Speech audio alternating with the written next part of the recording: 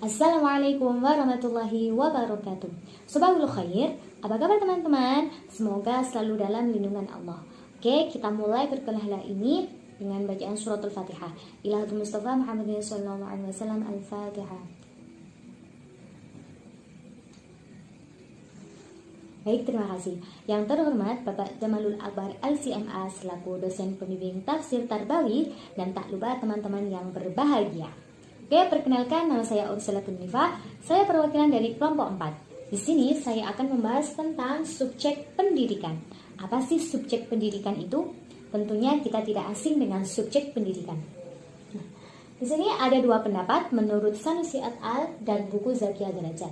Menurut Sanusi et al. Ini adalah suatu kemampuan atau emosi atau pengetahuan yang dimiliki oleh seorang sesuai dengan potensinya.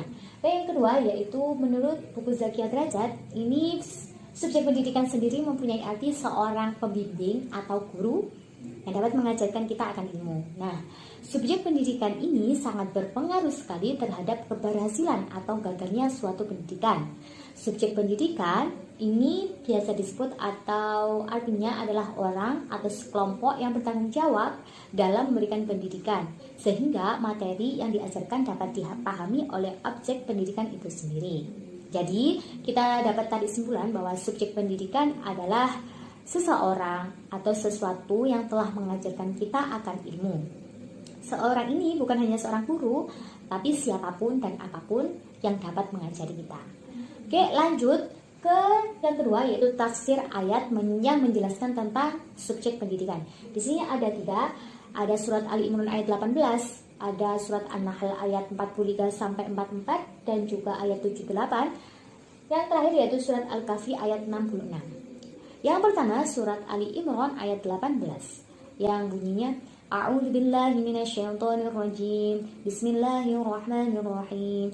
Syahidallahu annahu la ilaha illa huwa wal malaikatu wa ulul ilmi qa'iman bil qist. La ilaha illa huwal azizul hakim. Yang artinya Allah menyatakan bahwasanya tidak ada Tuhan melainkan Dia yang berhak disembah, yang menegakkan keadilan. Para malaikat dan orang-orang yang berilmu juga menyatakan yang demikian itu. Tak ada Tuhan melainkan Dia yang berhak disembah. Allah yang maha perkasa lagi maha bijaksana.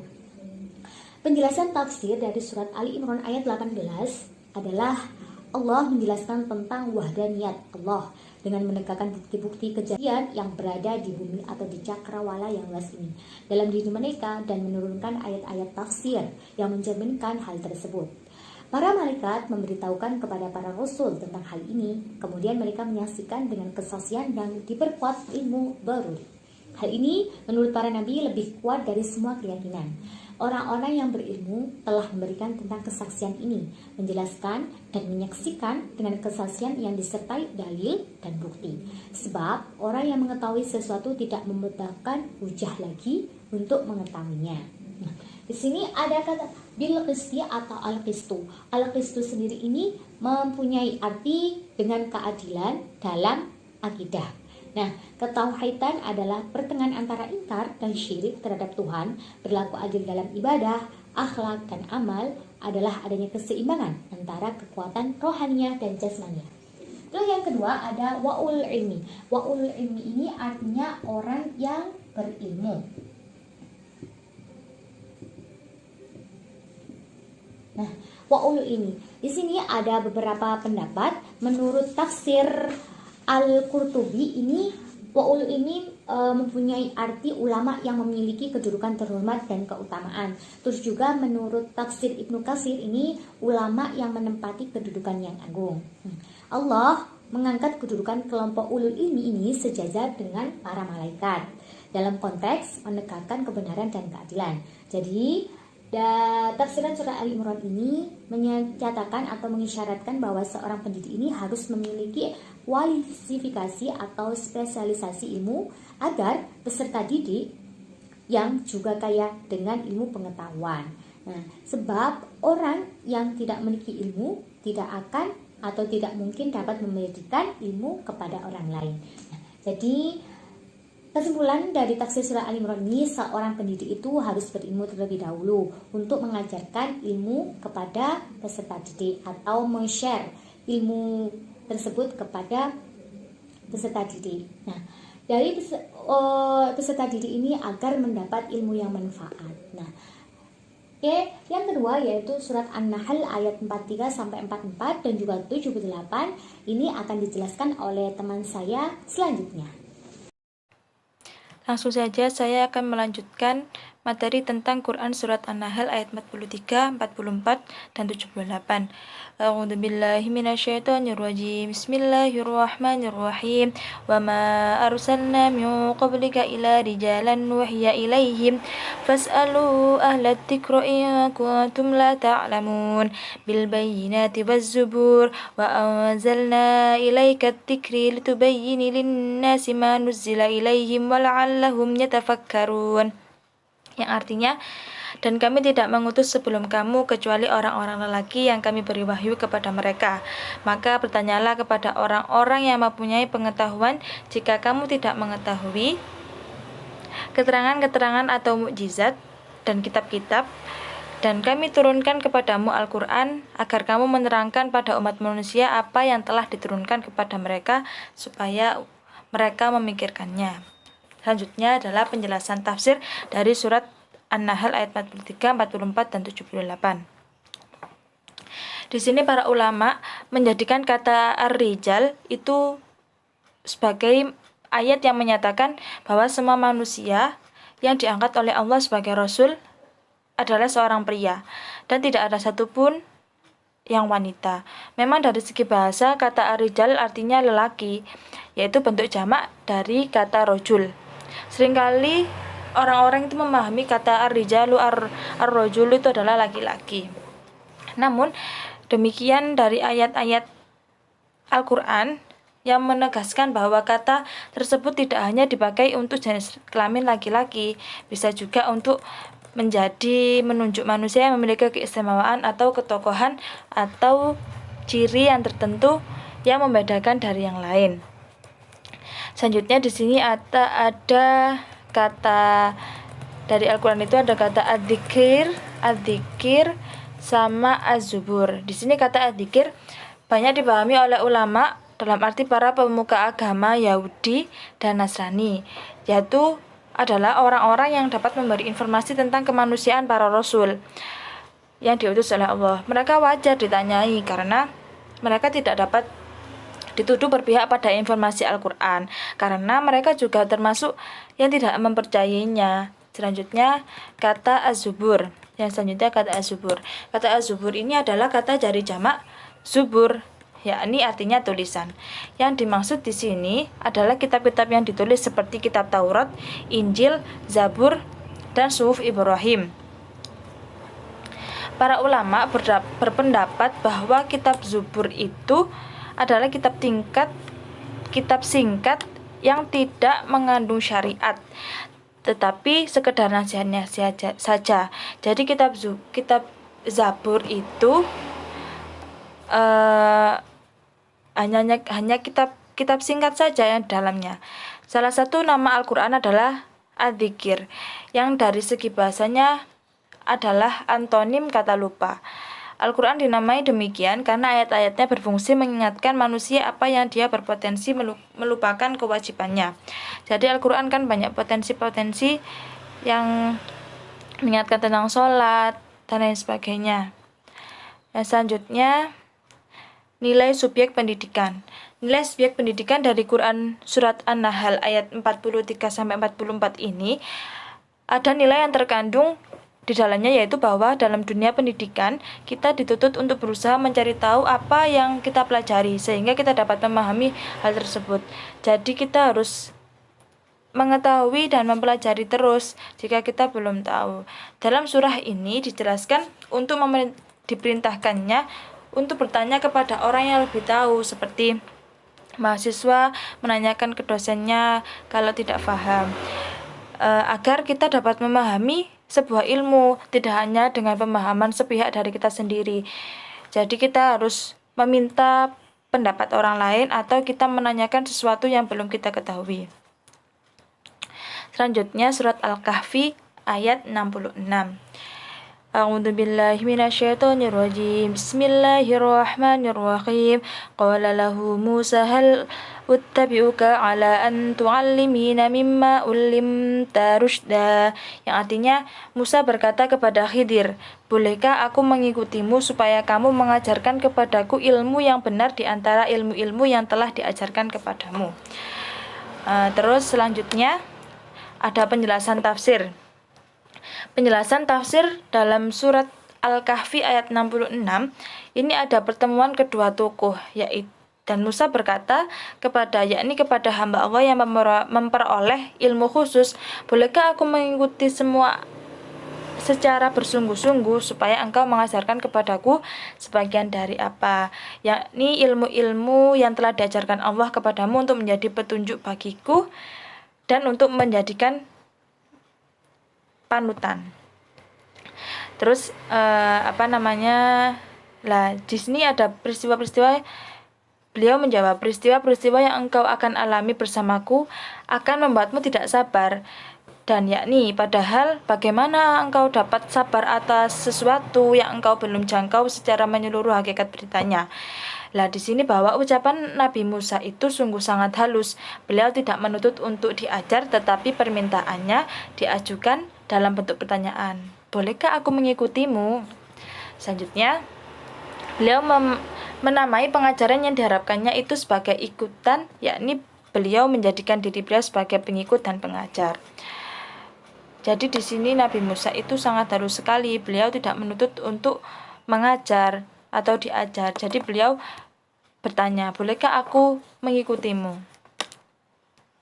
Terus nilai subjek dari surat Al-Kahfi ini bisa diambil nilai-nilai pendidikannya. Yang pertama, pendidikan bukan hanya dari orang tua saja, tetapi juga dari orang lain seperti guru, dosen, teman, dan masyarakat. Seperti dalam surat Al-Kahfi tadi, bisa dicontohkan bagaimana Nabi Musa belajar kepada Nabi Khidir. Bisa juga seperti mahasiswa ya kuliah, ya ngaji. Jadi harus belajar. Pendidikan itu bukan hanya di sekolah saja, pendidikan di masyarakat, pendidikan macam-macam, dan lain sebagainya. Yang kedua, saat berbicara atau berlaku terhadap seorang pendidik harusnya menghormati dan bersikap sopan santun kepadanya. Seperti kita menghormati guru, menghormati orang tua, menghormati yang lebih tua, menghormati kakak tingkat yang sopan. Selanjutnya, yang ketiga, menganggap bahwa pendidik lebih tahu daripada diri kita. Jadi kita mahasiswa, kita juga ingin tahu materi yang lebih. Jadi kita harus bertanya kepada dosen, bertanya materi yang belum kita pahamkan. Soalnya dosen itu yang mengetahui lebih tahu dari kita. Yang terakhir, belajarnya dengan sungguh-sungguh maka kita akan berhasil. Kan ada kita belajar bersungguh-sungguh, pasti hasilnya tidak akan mengkhianati usaha tadi. Belajar yang bersungguh-sungguh pasti nilainya akan baik. Dengan belajar, berdoa, semuanya akan berhasil. Jadi dari nilai subjek tadi itu ada 4 ya. Pendidikan bukan hanya dari orang tua saja. Saat berbicara harus sopan, menganggap guru itu lebih tahu daripada kita. Yang terakhir, belajar dengan sungguh-sungguh. Manjada wajada. Cukup sekian dari saya. Terima kasih. Assalamualaikum warahmatullahi wabarakatuh. Di sini saya akan menjelaskan tentang pendapat ulama tentang tafsir ayat subjek pendidikan Quran surat Ali Imran ayat 18, yaitu Allah Subhanahu wa Ta'ala memilih mereka saja di antara manusia sebagai saksi. Yang dimaksudkan mereka yaitu orang yang berilmu dan orang yang beriman. Menggandakan kesaksian Allah dan kesaksian mereka, mengadakan kesaksian para malaikat dengan kesaksian mereka. Ayat ini juga secara implisit menjelaskan bahwa para ulama adalah orang yang bersih, adil, jujur, karena mustahil Allah itu mengambil kesaksian dari hambanya yang tidak adil. Allah SWT mendeskripsikan mereka bahwa mereka adalah orang yang berilmu. Hal ini menunjukkan spesifikasi mereka dengan hal yang tersebut bahwa mereka orang yang diberi ilmu dan diberi gelar yang bersifat pinjaman. Allah bersaksi dengan dirinya dan dialah saksi yang paling mulia, kemudian dengan makhluknya yang terbaik yaitu para malaikat dan ulama. Allah di sini meminta kesaksian dan berkaya yang paling agung, paling pokok, paling penting, paling besar, yaitu kesaksian mengenai tauhid. Allah menjadikan kesaksian mereka sebagai hujah dan argumen atau pendapat bagi orang-orang yang mengingkari hal ini. Allah menggunakan satu kata kerja yang mengandung kesaksian yang bersumbernya dari para malaikat dan para ulama. Hal ini menegaskan bahwa begitu kuatnya hubungan kesaksian mereka dengan kesaksian Allah, bahwasanya Allah akan menyerahkan haknya kepada hambanya berupa kesaksian. Hal ini mereka menunaikan kesaksian karena telah menunaikan hak Allah. Oleh karena itu wajiblah makhluk yang mengakuinya, sehingga hal ini menjadi puncak kebahagiaan di dunia dan akhirat. Yang kedua, Quran surat An-Nahl ayat 43-44. Di sini dijelaskan oleh Ibnu Katsir beberapa hal. Yang pertama, ahlu dzikir dalam penafsiran ini adalah ahli kitab. Penelitian menilai bahwa ahli kitab yang dimaksud adalah Nabi Muhammad, karena pada waktu itu beliaulah yang diutus dengan membawa mukjizat Al-Quran. Yang kedua, di dalam persoalan agama tidak mengetahui hukum yang pasti, maka disuruh untuk melihat pada kitab Az-Zabur dan kitab yang diturunkan untuk umat Nabi Muhammad. Di sini berupa az-zikir, yaitu Al-Quran. Yang ketiga yaitu surat Al-Kahfi ayat 66. Di sini dijelaskan oleh Imam Ar-Razi ketauduan dan kelembutan hati Nabi Musa saat ia ingin belajar dari Nabi Khidir. Hal ini tergambar dari beberapa permohonan Nabi Musa pada Nabi Khidir dalam ayat-ayat di atas. Saat ini ingin menjadi pengikut, Nabi Musa izin terlebih dahulu kepada Nabi Khidir. Yang kedua, Nabi Musa merasa dirinya lebih bodoh dari Nabi Khidir. Karena itu, ia ingin belajar kepadanya. Ketiga, Nabi Musa mengakui bahwa tidak semua ilmu Allah dimilikinya. Ada ilmu spesial yang dimiliki Nabi Khidir, akan tetapi ia tidak memilikinya. Maka dari itu, ia bersungguh-sungguh untuk belajar kepada Nabi Khidir. Bismillahirrahmanirrahim. Assalamualaikum warahmatullahi wabarakatuh. Di sini kami dari kelompok 4 ingin mempresentasikan tentang ayat tentang subjek pendidikan, yaitu Quran surat Ali Imran ayat 18, An-Nahl ayat 43 sampai 44 dan ayat 78 dan Al-Kahfi ayat 66. Di sini saya yang membahas bagian hubungan ayat dengan subjek pendidikan menurut pendapat pribadi. Allah SWT sebagai peletak dasar pendidikan bagi manusia melalui penciptaan kehendak, panca indera, akal, dan alam semesta sebagai wahana berpikir manusia. Para Rasul, mereka merupakan sumber belajar kedua setelah Allah. Setelah Allah memberikan bekal yang cukup bagi manusia untuk belajar, maka kemudian Allah mengutus para Rasul untuk menyampaikan ajarannya. Nabi Muhammad SAW adalah sebagai guru yang memiliki tanggung jawab untuk mendidik umatnya. Pada saat yang sama, peserta didik juga disebut sebagai subjek pendidikan yang secara aktif mengenali berbagai pengetahuan di bawah bimbingan guru.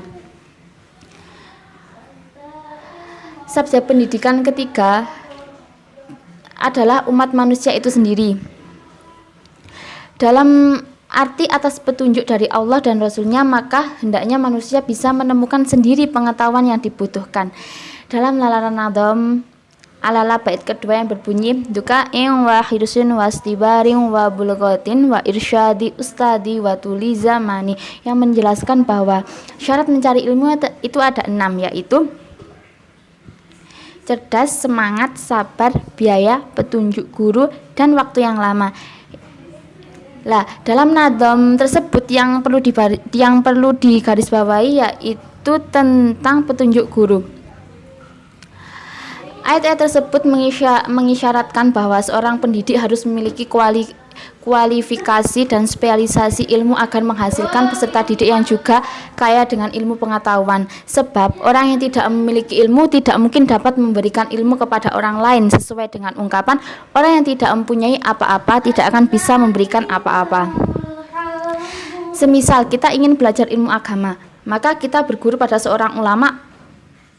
Ulama seperti apa? Seperti yang beriman, bertakwa, menguasai ilmu kauniyah dan tanziliyah, berpandangan hidup luas dan beribadah dengan landasan takut kepada Allah.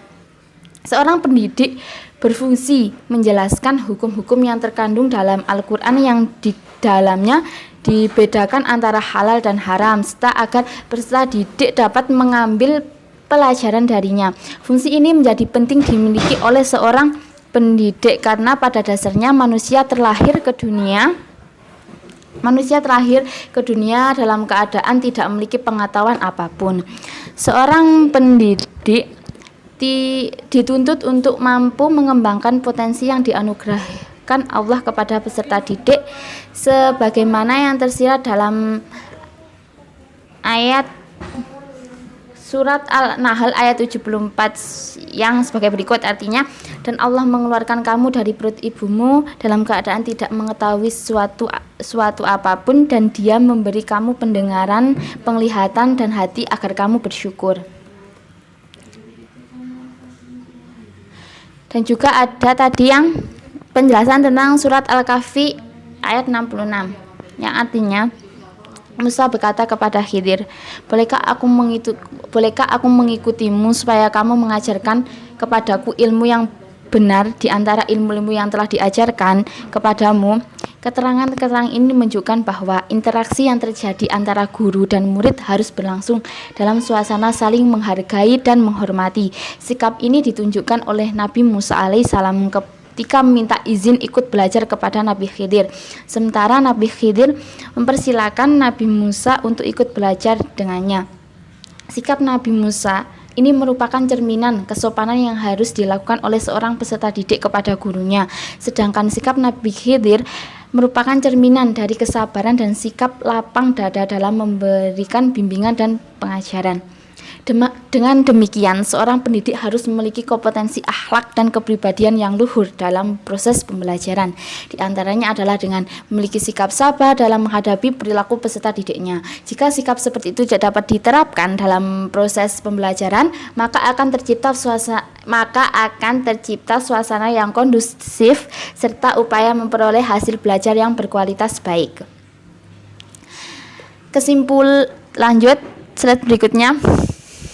Kesimpulan dari materi ini, subjek pendidikan adalah orang ataupun kelompok yang bertanggung jawab dalam memberikan pendidikan sehingga materi yang diajarkan atau yang disampaikan dapat dipahami oleh objek pendidik. Pendidik adalah individu yang mampu melaksanakan tindakan mendidik dalam situasi pendidikan untuk mencapai tujuan pendidikan. Seperti dalam Surat Al-Kahfi ayat 66, Surat An-Nahl ayat 43 sampai 44, Al-Imran ayat 18 terdapat hubungan yang sangat erat dengan pendidikan, khususnya tentang subjek pendidikan. Hal ini ditunjukkan dengan pengajaran yang diberikan oleh Nabi Khidir kepada Nabi Musa, pengajaran yang Allah berikan kepada Nabi Muhammad melalui malaikat Jibril tentang ketauhidan dan sebagainya, dan Allah menyuruh Nabi Musa untuk menyampaikan kepada umatnya. Intinya, hal yang paling terpenting dalam subjek pendidikan menurut surah Al-Kahfi, surah An-Nahl, dan surah Ali Imran adalah dari pendidiknya sendiri yang harus mempunyai kriteria-kriteria menjadi pendidik. Sekian presentasi dari saya, kurang lebihnya mohon maaf. Wassalamualaikum warahmatullahi wabarakatuh.